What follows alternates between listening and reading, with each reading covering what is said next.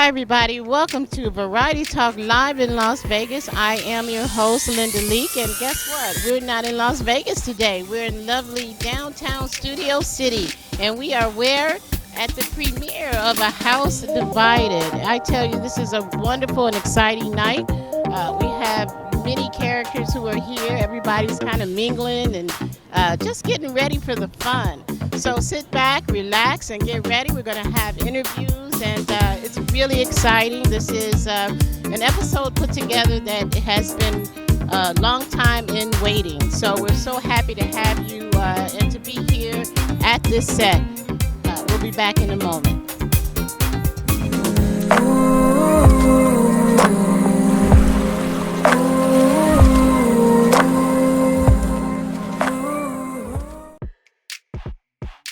Well, welcome to the show, Lawrence Hilton Jacobs. Tell us a little bit about what it was like to play the lead in this wonderful new series. It's very wonderful. It's a very involving role. It's got a lot of multi-layers.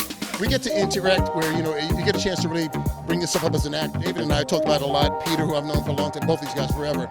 And so I think Dan just put a nice piece together of giving people something to stretch to. And we're also saying something. But you feel the emotion, It's about a family struggling to stay together and stay strong. And life, how tough life can be. That's any of us. So that's the exploration of it, or exploration of it, yeah. Do you realize that 88% of the population watches everything on their iPods, iPads? So digital is the way to go. So you guys are the leaders in this. So tell us about, what your short-term goal is or vision is for this. Streaming is here to stay, and there's no different like when the days when these have little video, VHS or sets. They step up, but streaming is the way to go, and so it must be accepted. Like film is going to always be around, but it's become digital. Digital is the access. Digital is a little more convenient, seemingly, and stuff like that. So that's just a reality. I want my little granddaughter watching stuff on a little pod and whatnot. That's just how it rolls. Oh, you're right.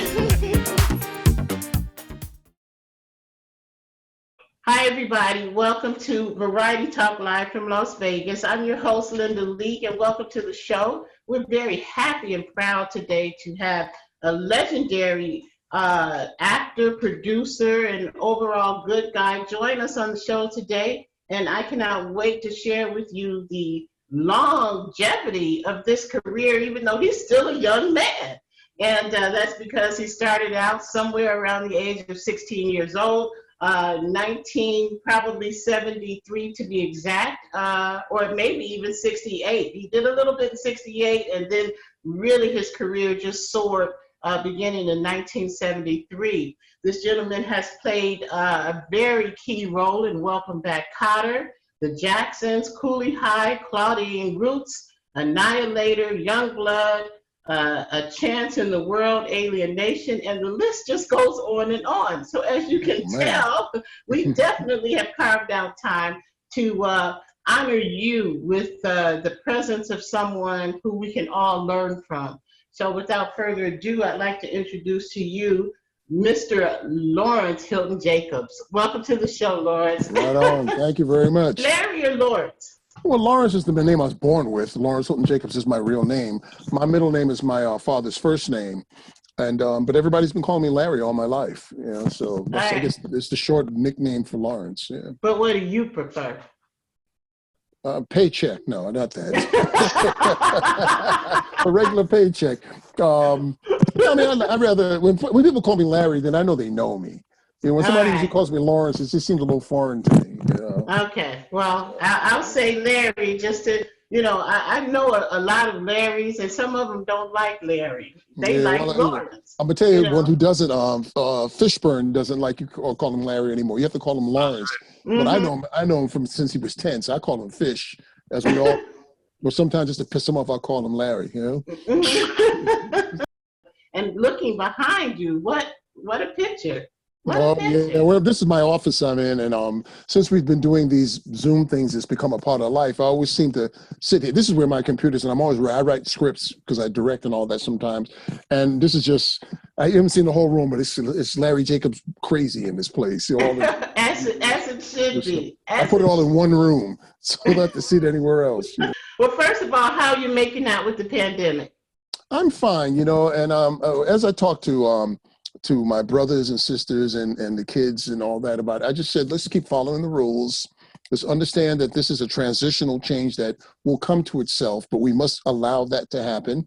So chill out, and find some things to do, stop tripping, none of that stuff, and so I'm fine, but for me, it doesn't, I mean, of course, you got to do the precautions. You have to follow the regulations, the protocol.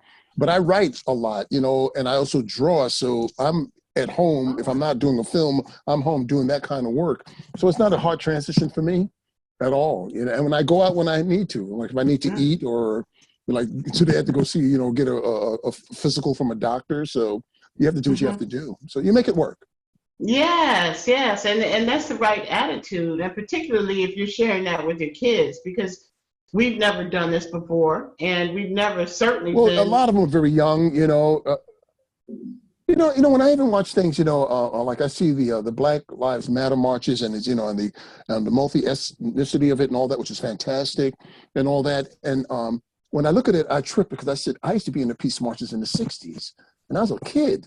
I was out Yes, there going down by the Vietnam War. Hell no, we won't go to the Vietnam War. I couldn't even yes. get a library card then, but so when I saw that and I said, the only difference I see in it is, as opposed to when I was doing it as a young person, is that you were on the ground in it. You didn't have helicopter shots. You didn't have cutting there. So you heard the trampling feet. You smelled the crowd. You heard the variables of voices, which is a whole different take. But but in all, it's the same thing. It's all about going forward for what you think is right and standing up for it because we ain't taking this no more. Yes. Wow. And you know what? Thank you for sharing that, because right now we have a series going on with honoring the protesters, the peaceful ones Absolutely. who are out there.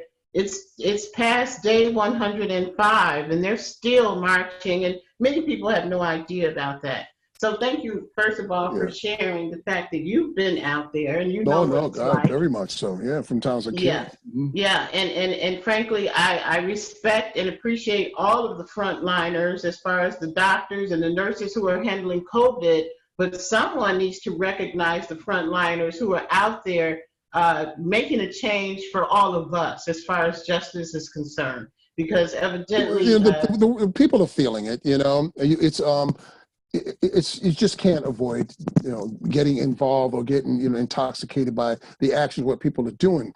If you see it in person, of course, it's more spectacular, larger than life to you. But what has been happening to us for a long, long time as a people, as a nation, as a growth, people are just feeling like there's not a lot of chance, or there's what's the point, and so forth. So now, almost godly like, and I'm not Mr. Religious guy, but God, people said, something, we have to fuse together. The proof to me that we're all multi-blended is when you watch TV commercials. TV commercials got more interracial couples like it is going out of style, and they're not putting any special focus on it. And when I saw a cartoon commercial do it, I said, that's the world. Because, the sellers are selling to the consumers who are going to buy, but that's a reflection of who we all are. We're all each other, and we definitely are in it together.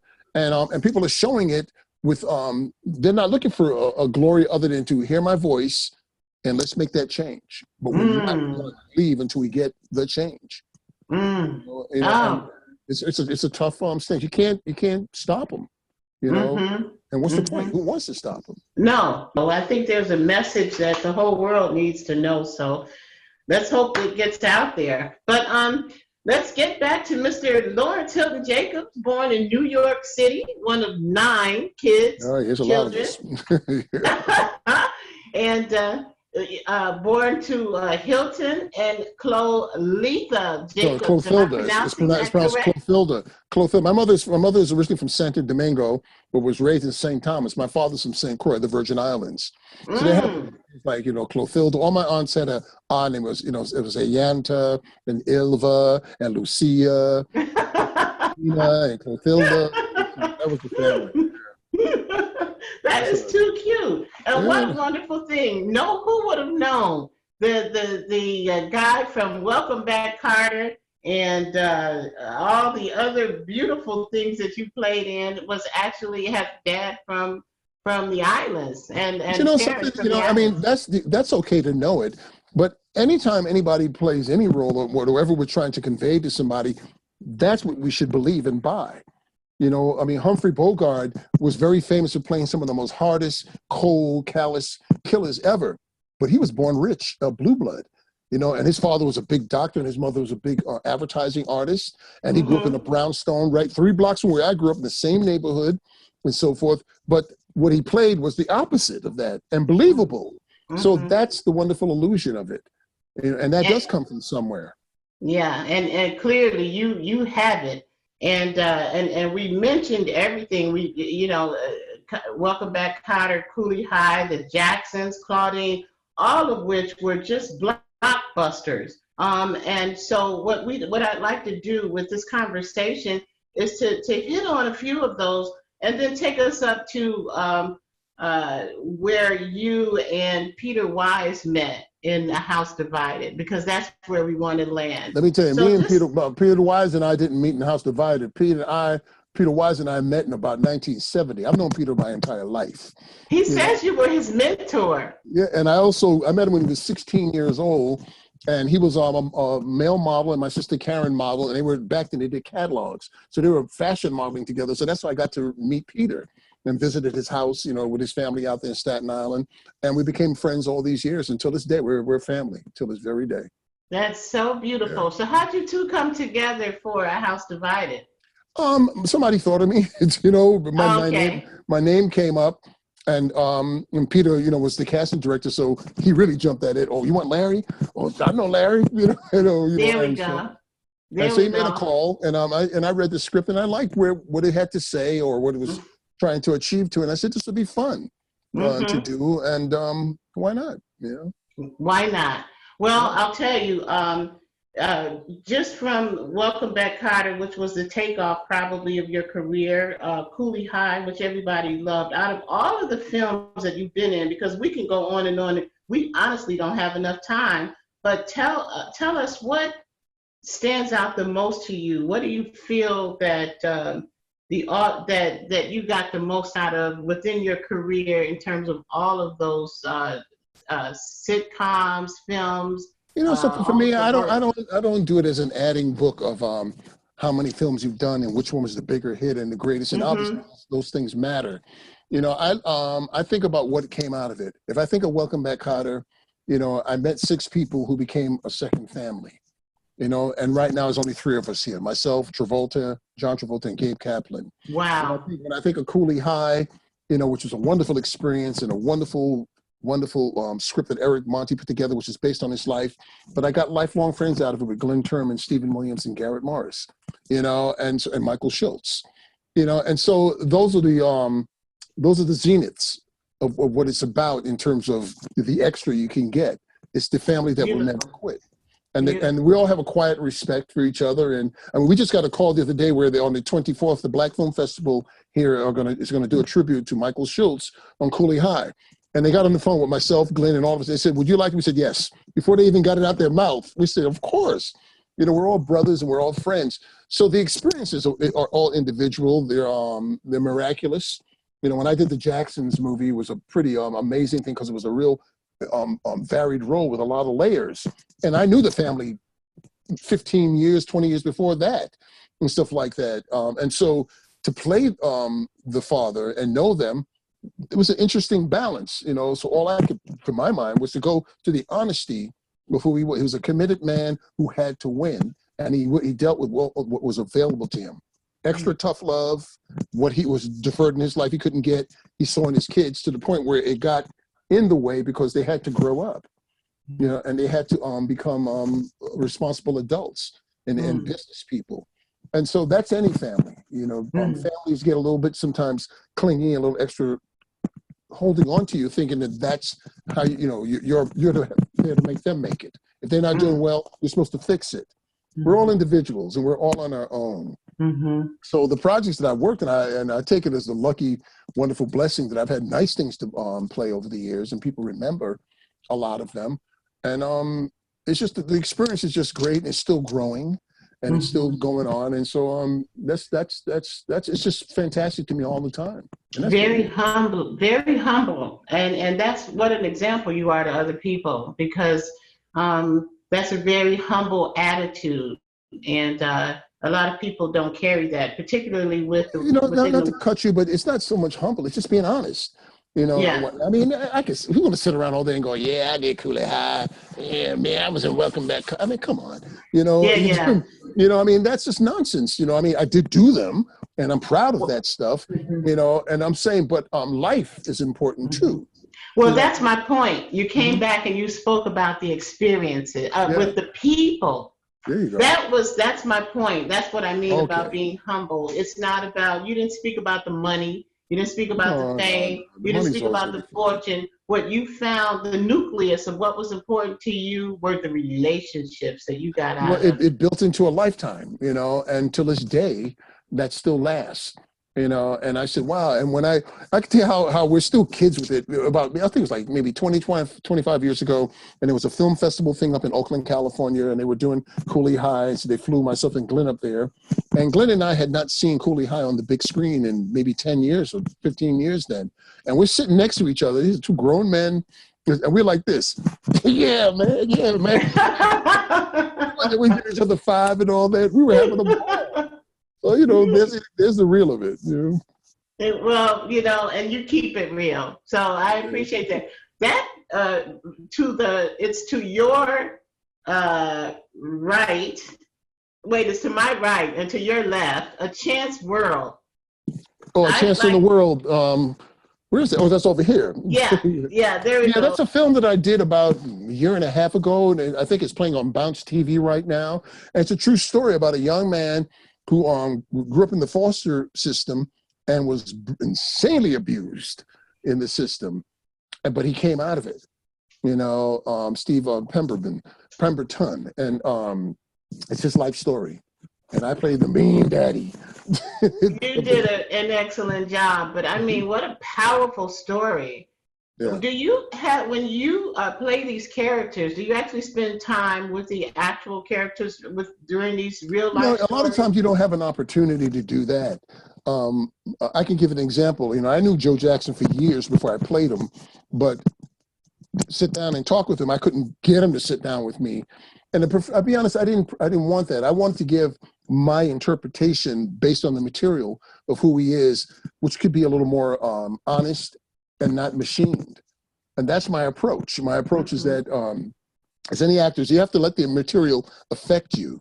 And once it affects you, then you should start trying to create what you think you're going to do. Instead of, it may be a walk, it may be a mannerism or something like that. It may be a way a person talks sometimes when they talk to you like that. It may be those things. That's to be decided later. And to be honest, that's the key to acting is honesty. That is it. Wow. Yeah. Yeah, making it real. Becoming the character. My acting coach used to say, "Don't act it, be it." And Which speaking this is of what which, acting is. Acting is being and reacting, and that's based on something.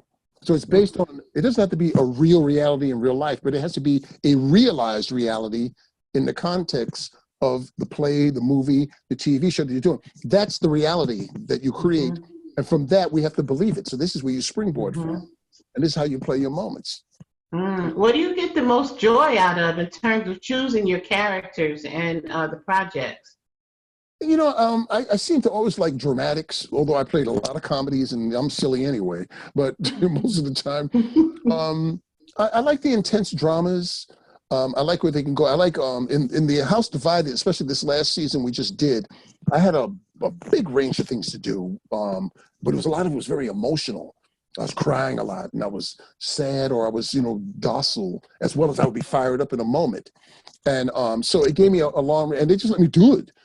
Nobody got in the way. And so that's a wonderful experience. But doing a silly comedy is ball.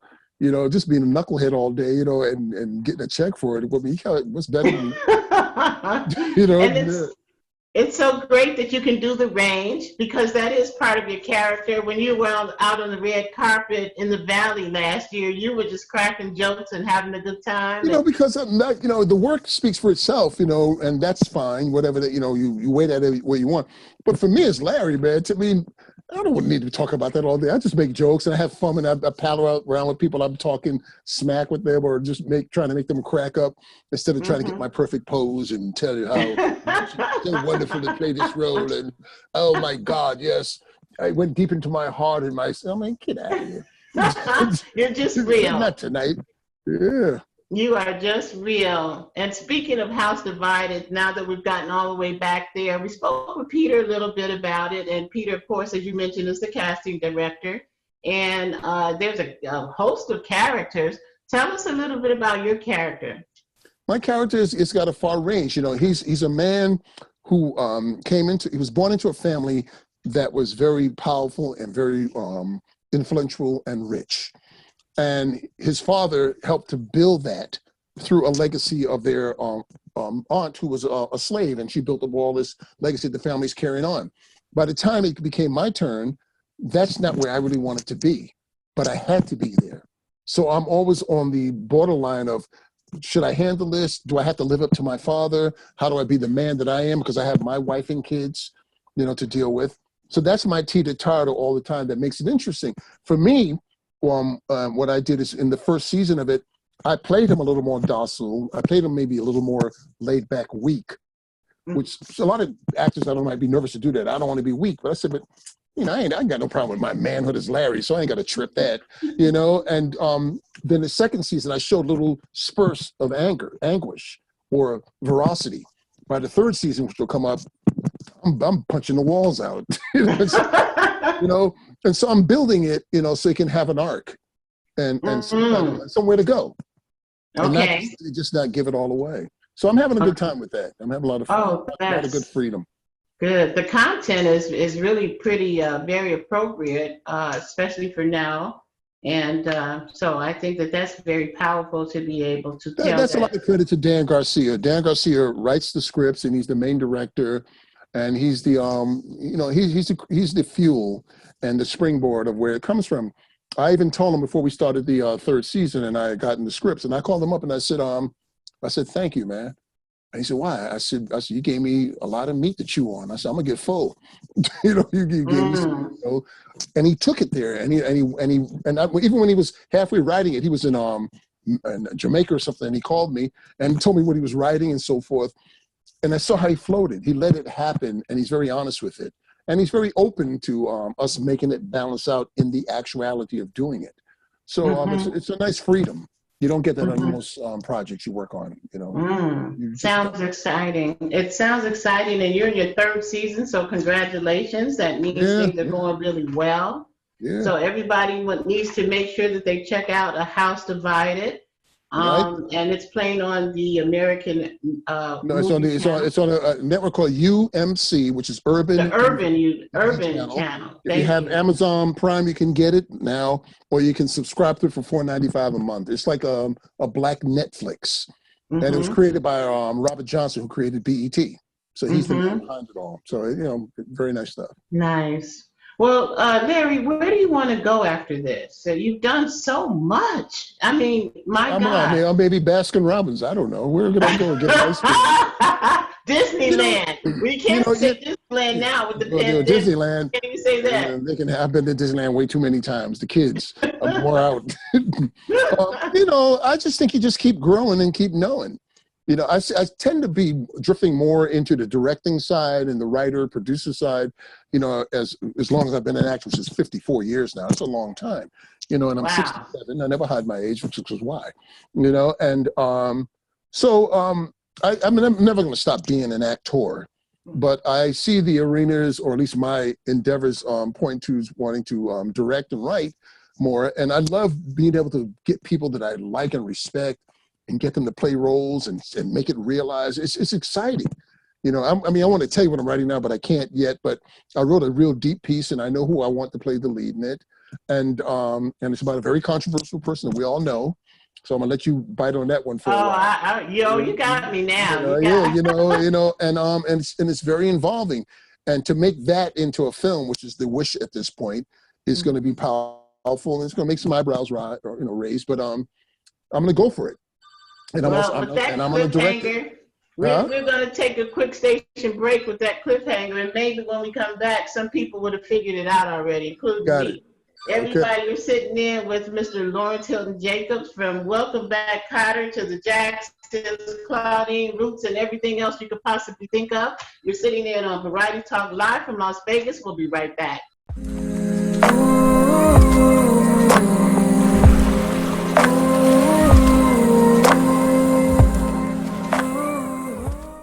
Hi, everybody. We're back. And again, we're sitting in with Mr. Lawrence Hilton Jacobs, and we're discussing not only his wonderful, legendary career at his young age. I have to keep saying that. Normally, when you say legends, they're like, way up there in age. But you have Two things. created. Either you say a legend, they way up in their age, or you think the person about to die. One of the two. I don't know. Right.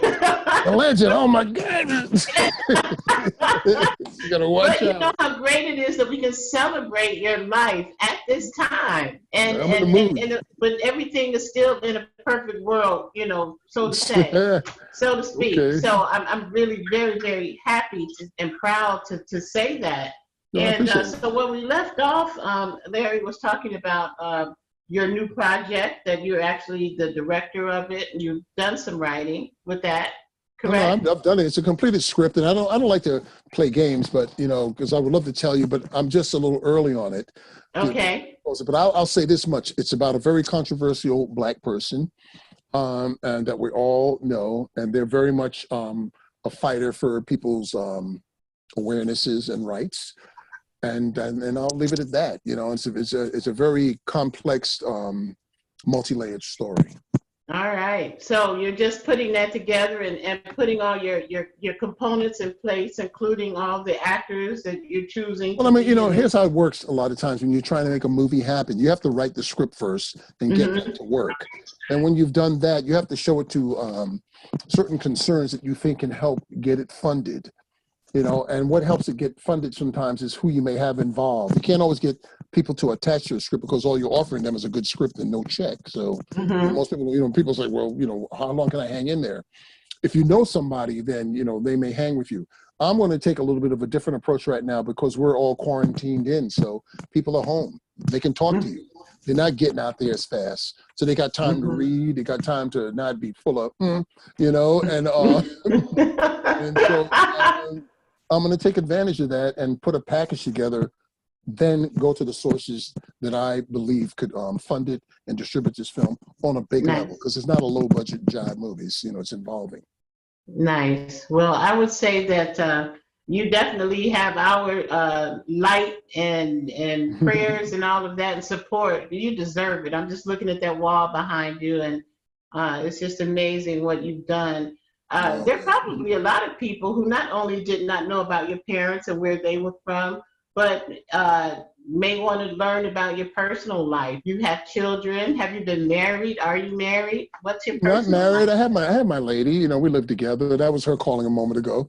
Okay. I usually don't give her name up because people want to know your business. But her name you don't have to. No, I'll tell her name is Cassandra. They'll know that much, and I love her dearly. I've raised 2 stepdaughters, and I have 4 grandchildren from that. And the grandchildren age range from 34 to 10.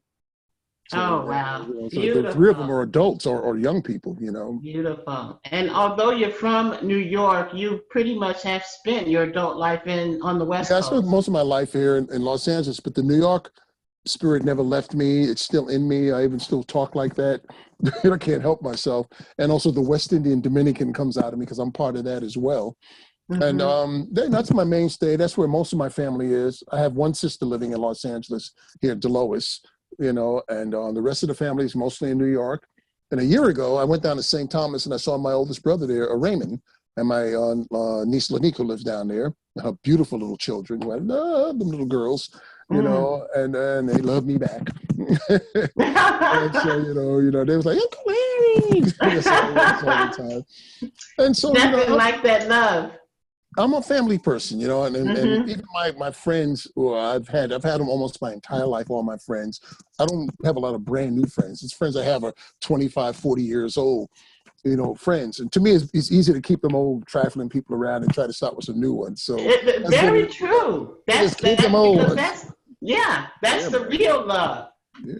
That's how I rolled, and that's it. So I mean, even when I was a kid actor in New York, and I used to meet, early people like Ron O'Neill and Richard Roundtree and all these. I was a kid, hanging around all the time, but they were always open to me and would talk and we got lifelong friendships. I mean, Ron has moved on and stuff like that, but Tree is still cool and we're just great. When I see Glenn or Richard Lawson or somebody, it's just my brothers that I'm seeing, Wow. and we have all this wonderful, quiet respect for each other. We, love each other. Bill Duke, I can go down the line with all of us, man. We all been around for a long stretch and we still cool, you know?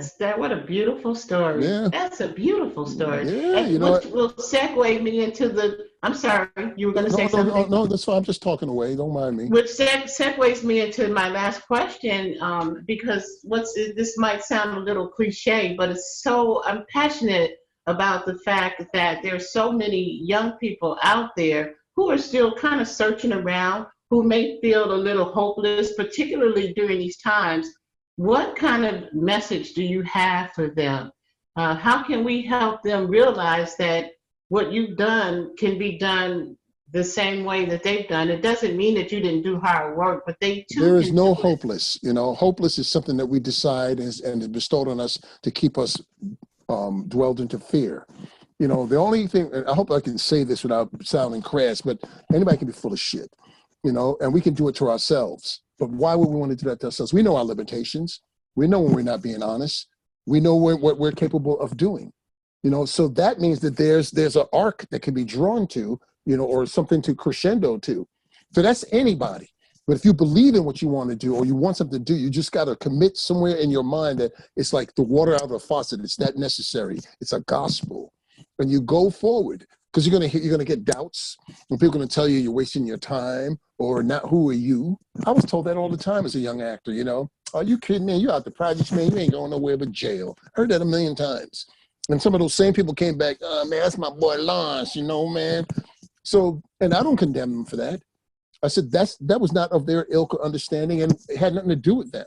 It had to do with me. But I had to learn how to find my strength and trust it, and to believe in the spirit that you have in you, which nobody can break unless you allow it. That's the key. We all have a lot of vibrato in us that's born into us to go forward.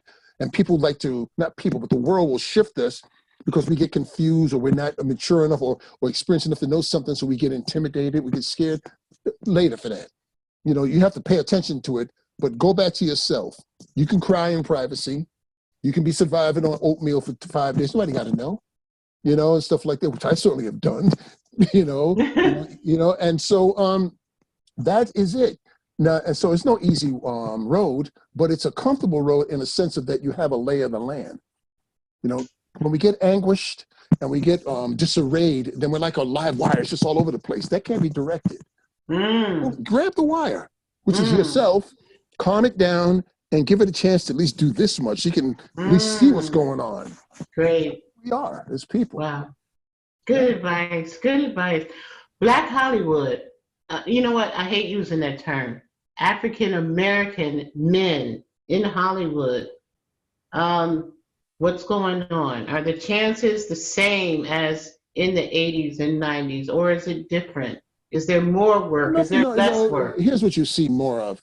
It's not really different. No, I wouldn't tell that nonsense. But what is seemingly a little different is that, as we were talking about even earlier, the world is obviously is completely multicultural. You can't even ignore it anymore or play it off. You see it every day in anybody and so forth. And so, you see more people out there in the different departments working, not just the black men. I look at the women who are powerful, who are strong, who are here to stay, which is cool with me and whatnot. You look at any day on television, because I'm a news junkie on MSNBC. Me too. And I'm always there. And sometimes I see all the commentators, and it's all women. And they're lawyers, and they're commentators, and they're mayors, and they're senators, and they're smart, and they're realized, but they're also funny, and they're family, and they're real. That's what the drill is. So that's, if you want to equate that into Hollywood and black men in Hollywood, a lot of them have definitely gotten nervous or clueless because, I'm not, to me, if you take yourself and you allow somebody to tell you how you're supposed to be you, then you're always going to be insecure. You're going to always be, unsure because you're waiting for somebody to validate your existence. I don't need anybody to tell me I'm black. I am. When we first started doing Welcome Back, Kotter, and they used to try to write what they thought was black, because the only other black person on the TV back in the day was Jimmy Walker. He was doing Good Times or whatever they thought that was, and they tried to write it for me, and I wouldn't do it. And they said, why? I said, write it funny. I said, but the black I am, I'll bring that to it. I said, don't try to write your idea of what is black. That's because it's not going to work. The brothers will go around all day going, yo, man, what's up with y'all, man? Oh, yeah. So that became a struggle for a couple of weeks until they got it and had to trust it, which means this: it takes time for things to come together. So as we are younger people and we're going out there to take on the ventures of the world, we must give it time to build that step and get it solid and get the next one solid and the solid. As we make each step solid, there's an experience in that, and there's a protocol and a progression. So there's something to know where you're coming from. Not that old corny saying there's something to fall back on. You don't need to fall back on nothing. You need to go forward and know where you come from, and chill out sometimes when you just going a little bit left. Go get off and go get that extra hamburger, go shut up for a minute and give yourself a chance to get right so you can keep going. That's the drill. That's life. That's raising kids. That's living. That's me. And that is good advice. Everybody coming from the man himself, Mr. Lawrence Hilton Jacobs, and he allowed me to call him Larry, so I feel why not? It's been fun, and we just appreciate you so very much. Thank you. I appreciate it. I'm happy we're finally able to get together. Yes. So thank you so much, and everybody, make sure you check him out on The House Divided. We're looking forward to hearing about this new project, so please come back. That'll be soon enough. Love to have you talk about that when it comes up. And anything, that was Peter with the book. I'm getting it mixed up. So did Peter talk about his acting book? Yes. Yeah, it's fantastic. I bought it off of him. I paid for it, but of course he's my friend. But it's a really wonderful, involving book that gives a lot of the ABCs of how to prepare yourself for an audition, the structure of what acting means in terms of a beginner. Any actor, young actor should see it. It's really a wonderful diagram of a springboard. And you are a wonderful example of what it means to be an actor. And I'm not just fusing you with stuff. You really have shown us about what it takes to be real, to appreciate and value relationships, to take it seriously, but at the same time, have a good time while you're doing it. And just stay honest to yourself, and you'll be all right, and love your family. Yeah. Beautiful. All right. Well, Lawrence, I won't say enjoy the pandemic, but enjoy yourself during the pandemic while you're at home and coming up with new food flavors and enjoying your children and your grandchildren. So I hope you enjoy the journey as we journey through this pandemic. Absolutely. And make the best out of what seems to be so crazy out there. Thank you very much. And also the technician, Tony. Thank you, Anthony. Both of y'all. Thank you. Oh, you're welcome. Thanks a lot. We'll see you next time. Take care. You guys. See you. Bye-bye. Have a good night. Good night.